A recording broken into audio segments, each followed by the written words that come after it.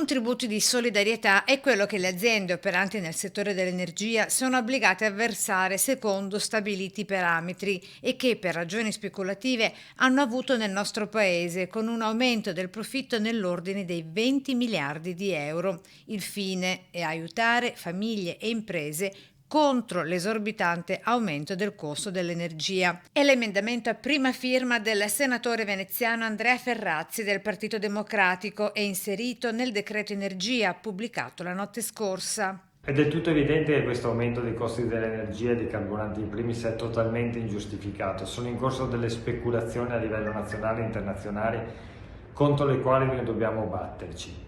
Il costo dell'energia non è aumentato alla fonte, ma è aumentato in tutto il percorso di distribuzione della stessa, portando un aumento da 1 a 10 rispetto a un anno fa.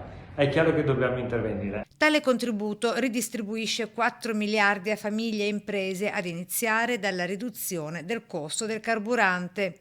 Con questi soldi abbassiamo le accise, con questi soldi aumentiamo i contributi per le famiglie, con questi soldi aiutiamo il mondo delle imprese che è in profonda crisi.